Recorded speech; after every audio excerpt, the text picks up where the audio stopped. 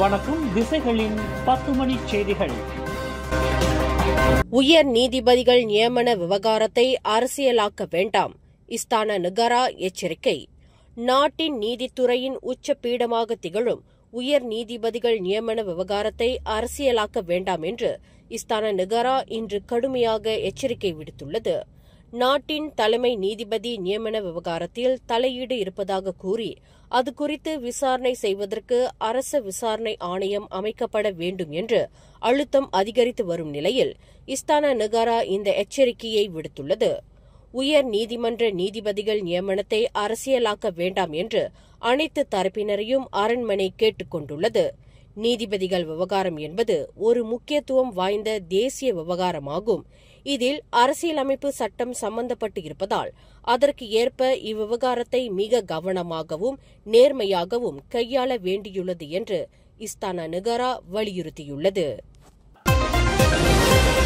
வரும் அக்டோபர் மாதம் கோலாலம்பூரில் நடைபெறவிருக்கும் ஆசியான் அமெரிக்கா உச்சநிலை மாநாடு மற்றும் கிழக்காசியா மாநாடு ஆகியவற்றில் கலந்து கொள்ளும்படி அமெரிக்க அதிபர் டொனால்டு டிரம்பிற்கு பிரதமர் டத்தோஸ்ரீ அன்வார் இப்ராஹிம் இன்று அதிகாரத்துவ அழைப்பு விடுத்துள்ளார். மலேசியாவிற்கு வருகை புரிந்துள்ள அமெரிக்க வெளியுறவு செயலாளர் மார்க்கோ ரூபியோவுடன் பிரதமர் அன்வார் சந்தித்து பேச்சுவார்த்தை நடத்திய பின்னர் உபசரணை நாடு என்ற முறையில் மலேசியா ஏற்று நடத்தும் இந்த முக்கியத்துவம் வாய்ந்த மாநாட்டில் கலந்து கொள்ளும்படி அமெரிக்க அதிபருக்கு அழைப்பு விடுத்துள்ளார். அரச மலேசிய போலீஸ் படைக்கு சொந்தமான ஹெலிகாப்டர் ஒன்று ஜோஹர் கலாங்பாத்தா சுங்காய் புலாய் அருகில் இன்று விபத்துக்குள்ளான சம்பவத்தில் அந்த ஹெலிகாப்டரின் கருப்பு பட்டியை கண்டுபிடிப்பதில் தற்போது தீவிர கவனம் செலுத்தப்பட்டு வருகிறது என்று போலீஸ் படை தலைவர் டத்தோஸ்ரீ காலிட் இஸ்மாயில் தெரிவித்தார். ஹெலிகாப்டர் விழுந்த பகுதியான ஜோஹர் கலாங்பாத்தா சுங்காய் புலாய் அருகில் உள்ள படகுத்துறையில் மலேசிய வான் போக்குவரத்து துறை, மலேசிய கடல்சார் அமலாக்க ஏஜென்சி மற்றும் விசாரணை தொழில்நுட்ப குழுவினரின் ஒத்துழைப்புடன் கருப்பு பெட்டியை தேடும் பணி நடைபெற்று வருவதாக ஐஜிபி குறிப்பிட்டார். போலீஸ் படையின் AS 355N வகையைச் சேர்ந்த அந்த ஹெலிகாப்டர் கேப்டன் உட்பட 5 ஜோஹர் இஸ்கண்டார் புத்திரியில் உள்ள தஞ்சோங் குப்பாங்கிலிருந்து காலை 9:51 மணிக்கு பயிற்சியில் ஈடுபட்டபோது விபத்துக்குள்ளாகினர். 5 2 மூச்சுத் திணறலுக்கு ஆளாகி ஜோஹர் பாரு சுல்தானா அமினா மருத்துவமனையில் அனுமதிக்கப்பட்டுள்ளனர். 2025 ஆண்டில் குறைந்தபட்ச சம்பளமாக 1700 ரிங்கெட் அமல்படுத்தப்பட்டுள்ள வேளையில் முதல் பாதியாண்டில் பதிவு செய்யப்பட்ட புகார்களில் குறைந்தபட்ச சம்பளம் கிடைக்காதது குறித்து பேருந்து ஓட்டுநர் ஒருவரிடமிருந்து மட்டுமே ஒரே ஒரு புகாரை மனிதவள அமைச்சு பெற்றுள்ளது என்று அதன் அமைச்சர் ஸ்டீவன் சிம் தெரிவித்துள்ளார். கடந்த ஆண்டு இதுபோன்ற புகார்கள் எதனையும் அமைச்சு பெறவில்லை என்று ஸ்டீவன் சிம் கூறினார். இருப்பினும் அரசாங்கம் அமல்படுத்திய 1700 ரிங்கெட் குறைந்தபட்ச சம்பள முறையை கடைபிடிக்க தவறியதற்காக புனாவார் எக்ஸ்பிரஸ் லைன் பிரஹட் பேருந்து நிறுவனம் அடையாளம் காணப்பட்டு அமலாக்க நடவடிக்கை எடுக்கப்பட்டுள்ளது என்று ஸ்டீவன் சிம் குறிப்பிட்டார்.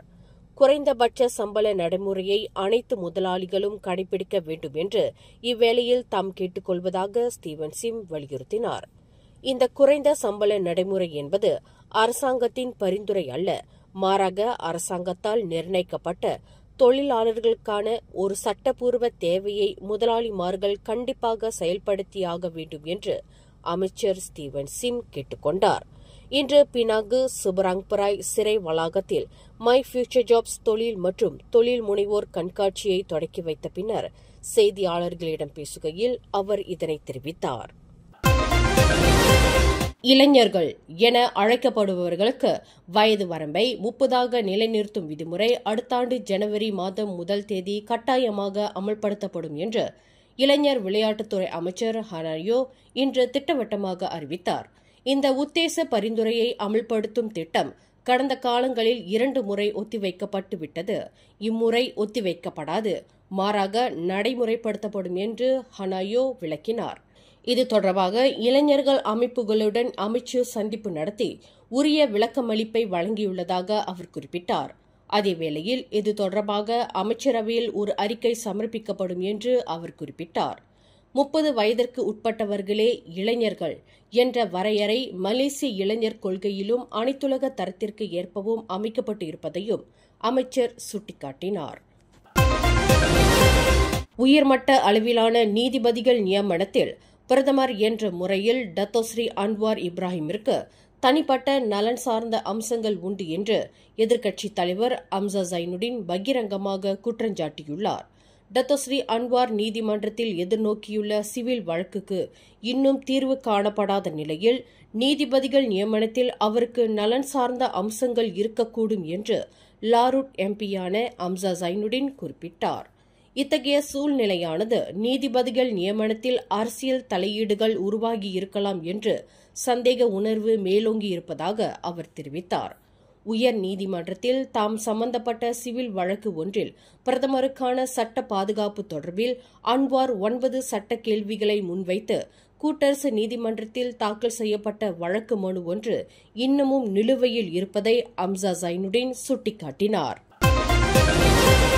பினாங்கு சிம்பாங் அம்பாட்டில் வீற்றிருக்கும் 130 ஆண்டு கால பழமை வாய்ந்த அருள்மிகு மீனாட்சி அம்மன் தேவஸ்தானத்திற்கு அருகில் உள்ள நிலத்தை அடுத்த ஆண்டில் முழுமையாக விலைக்கு வாங்கி விடுவது மூலம் ஆலயத்தின் மண்டபத்தை கட்டுவதற்கான பணி உடனடியாக தொடங்கப்படும் என்று பினாங்கு ஆட்சிக்குழு உறுப்பினர் டத்தோஸ்ரீ சுந்தர்ராஜு சோமு நம்பிக்கை தெரிவித்துள்ளார். அருகிலுள்ள 4171 சதுர அடி பரப்பளவை கொண்ட அந்த நிலத்தை வாங்குவதற்கு ஆலய நிர்வாகத்தினர் கடந்த ஆண்டு தம்மை வந்து சந்தித்தனர். இது தொடர்பாக நில உரிமையாளரிடம் பேச்சுவார்த்தை நடத்தி நில விலையை குறைப்பதற்கான முயற்சியில் ஆலய நிர்வாகத்துடன் இணைந்து தாம் ஈடுபட்டதாக அவர் குறிப்பிட்டார்.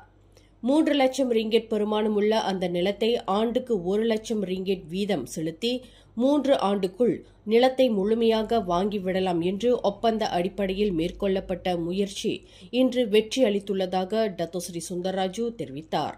அந்த 3 லட்சம் ரிங்கேட்டுக்கான ஆக கடைசியான தொகை அடுத்த ஆண்டில் செலுத்தப்பட்டுவிடும் என்று ஆலய மண்டபத்திற்கு நில வாங்கும் நிதிக்காக நடத்தப்பட்ட இந்த விருந்தோம்பல் நிகழ்ச்சிக்கு தலைமையேற்று உரையாற்றுகையில் டத்தோஸ்ரீ சுந்தர்ராஜு இதனை தெரிவித்தார். நிலத்தை வாங்குவதற்கு முதல் கட்ட பணம் செலுத்துவதற்கு டத்தோஸ்ரீ சுந்தர்ராஜு 50,000 ரிங்கெட் வழங்கிய வேளையில் ஆலய நிர்வாகம் 50,000 வெள்ளி வழங்கியது. இந்த விருந்தோம்பல் நிகழ்வின் வாயிலாக 1,50,000 ரிங்கெட் திரட்டப்பட்டது. பினாங்கு ஆட்சிக்குழு உறுப்பினராக தாம் பொறுப்பேற்ற 22 மாத காலகட்டத்தில் 6 கோவில்களுக்கும் ஒரு சீன ஆலயத்திற்கும் நிலம் பெற்றுக் கொடுத்திருப்பதாக டத்தோ சுந்தர்ராஜு தமது உரையில் தெரிவித்தார்.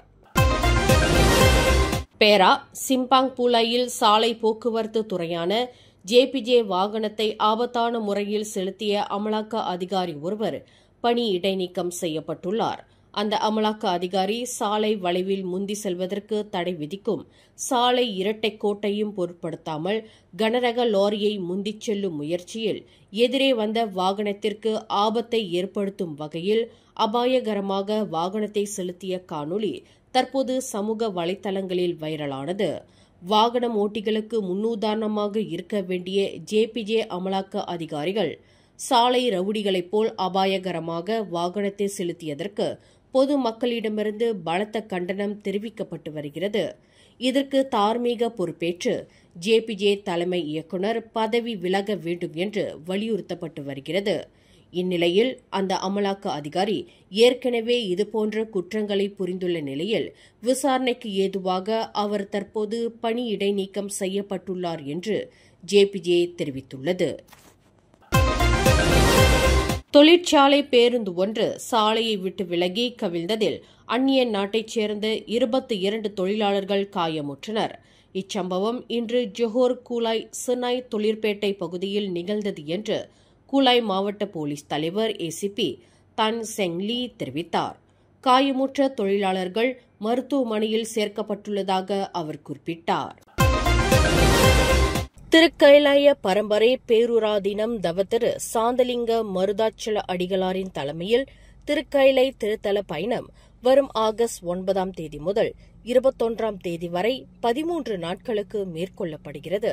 இந்த பூவுலக பருக்கைலை என இந்துக்களால் போற்றப்படும் மிக உயர்ந்த சிவத்தலமான கைலை மலைக்கு குரு அருளும் திருவருளும் முன்னிற்க திருக்கைலாய பரம்பரை மெய்கண்ட சந்தானம் பேரூர் ஆதீனம் 25ஆம் குருமகா சன்னிதானம் தவ திரு சாந்தலிங்க மருதாச்சல அடிகளார் தலைமையில் திருத்தல பயணத்தில் பங்கு கொள்கின்றவர்களுக்கு அடிகளாரின் ஆன்மீக நடவடிக்கைகளில் பங்கு கொள்ள அற்புத வாய்ப்பு ஏற்பாடு செய்யப்பட்டுள்ளது. பயணத்திலே திருமுறை பாராயணம், கூட்டு வழிபாடுகள், சித்தாந்த விளக்கங்கள், சிவானந்த சிவனருள் பயிற்சி, சமய விளக்கங்கள் போன்றவை நடைபெற இருக்கின்றன. கிடைப்பதற்கு அரிதான ஒரு வாய்ப்பு நமது தவத்திரு அடிகளாருடன் திருத்தல பயணம் மேற்கொள்வது. ஆதலால் அன்பர் பெருமக்கள் இந்த அரிய வாய்ப்பை பயன்படுத்தி கைலை மலையானின் திருவருளை பெறுமாறு அன்புடன் அழைக்கின்றனர் my Yatra Empire travel and tours குழுவினர். இத்திருக்கைலை பயணத்தில் பங்கு கொள்ள ஆர்வம் கொண்டவர்கள் கீழ்கண்ட தொலைபேசி எண்ணில் தொடர்பு கொள்ளலாம். விடுதலை செய்யப்படுவதற்கு சில மணி நேரங்களுக்கு முன்பு சிறைச்சாலையில் மரணமடைந்த கைதி ஒருவரின் தாயாருக்கு 5,60,000 ரிங்கிட்டை இழப்பீடாக வழங்கும்படி ஈப்போ உயர்நீதிமன்றம் உத்தரவிட்டுள்ளது. 30 வயதான ஆர். சிவா என்ற அந்த கைதி பேரா தாப்பா சிறைச்சாலையில் திருட்டு குற்றத்திற்காக 8 மாத சிறை தண்டனை அனுபவித்து வந்துள்ளார். சிவா சிறைச்சாலையிலிருந்து விடுதலையாகி வீடு திரும்ப வேண்டிய நாளில் அவரது குடும்பத்தினருக்கு அதிர்ச்சியூட்டும் அழைப்பு வந்தது. மகனின் சடலத்தை மருத்துவமனையிலிருந்து கோரி செல்லும்படி சிறைச்சாலை இலாகா கேட்டுக் கொண்டது. தனது மகன் சிவாவின் மரணத்தில் கவனக்குறைவும் அலட்சிய போக்கும் இருப்பதாக கூறி அவரின் தாயார் ஆர். முனியம்மா சிறைச்சாலை தலைமை இயக்குநர், சிறைச்சாலை இலாகா மற்றும் மலேசிய அரசாங்கத்திற்கு எதிராக இந்த சிவில் வழக்கை தொடுத்திருந்தார். எனினும் சிவாவின் உடல்நலம் மற்றும் அவரின் நல்வாழ்வை சிறை இலாகாவினர் கவனிக்க தவறிவிட்டதாக நீதிமன்றம் கண்டறிந்தது. சிறைக்குள் நுழைந்தபோது அவர் ஆரோக்கியமாக இருந்தார். ஆனால் அவர் சிறையில் அடைக்கப்பட்டிருந்த போது ஏதோ பெரிய தவறு நடந்துள்ளது என்று உயர்நீதிமன்றம் தனது தீர்ப்பில் தெரிவித்தது. இவ்வழக்கில் முனியம்மா சார்பில் வழக்கறிஞர் எம். விஸ்வநாதன் ஆஜராகியிருந்தார். தடுப்பு கைதி ஒருவரை போலீஸ் ஜாமீனிலிருந்து விடுவிப்பதற்கு 2,000 ரிங்கிட் கையூட்டாக கேட்டு பெற்றதாக கடா மாநிலத்தில் உள்ள ஒரு போலீஸ் நிலையத்தின் அதிகாரி மலேசிய ஊழல் தடுப்பு ஆணையத்தினால் கைது செய்யப்பட்டுள்ளார். சுங்காய்பட்டணி மஜிஸ்ட்ரேட் நீதிமன்றத்தில் நிறுத்தப்பட்ட 30 வயது மதிக்கத்தக்க அந்த போலீஸ் அதிகாரியை விசாரணைக்கு ஏதுவாக இன்று தொடங்கி ஜூலை 12ஆம் தேதி வரை 3 தினங்களுக்கு தடுப்பு காவலில் வைப்பதற்கு போலீசார் நீதிமன்ற ஆணையை பெற்றனர். அந்த அதிகாரி போலீஸ் நிலையத்தில் கடமையாற்றிக் கொண்டிருந்த போது நேற்று காலை 11 மணியளவில் SPRM அதிகாரிகளால் கைது செய்யப்பட்டார் என்று அதன் வட்டாரங்கள் தெரிவித்தன. இந்தியா குஜராத்தில் பாலம் இடிந்து ஆற்றில் விழுந்ததில் உயிரிழந்தவர்களின் எண்ணிக்கை 15ஆக அதிகரித்துள்ளது. நேற்று புதன்கிழமை நடந்த இச்சம்பவத்தில் 43 ஆண்டுகால பழமை வாய்ந்த பாலத்தில் சென்று கொண்டிருந்த லாரிகள், கார்கள் ஆற்றில் விழுந்தன. மீட்புப் பணிகள் கடந்த 2 நாட்களாக முழுவீச்சில் நடந்து வருகிறது. குஜராத் நெடுஞ்சாலையில் கம்பீரா என்ற பாலம் மஹிசாகர் என்ற ஆற்றின் குறுக்கே கட்டப்பட்டு உள்ளது. நாள்தோறும் ஏராளமான வாகனங்கள் சென்று வருகின்றன. வதோதரா மற்றும் ஆனந்த் மாவட்டங்களை இந்த பாலம் இணைக்கிறது. இந்நிலையில் கம்பீரா பாலம் எதிர்பாராத விதமாக இடிந்து விழுந்தது.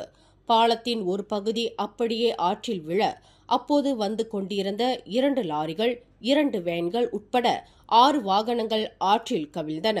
விபத்தில் முதல் கட்டமாக 10 பேர் பலியானதாக அறிவிக்கப்பட்டது.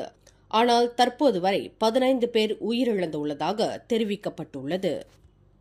மேலும் செய்திகளை தெரிந்து கொள்ள கீழே இருக்கும் பெல் பட்டனை அழுத்துங்கள். உங்கள் மகிழ்ச்சியை வெளிப்படுத்த லைக் மற்றும் ஷேர் செய்யுங்கள். தொடர்ந்து திசைகளோடு இணைந்திருக்க சப்ஸ்கிரைப் செய்யுங்கள்.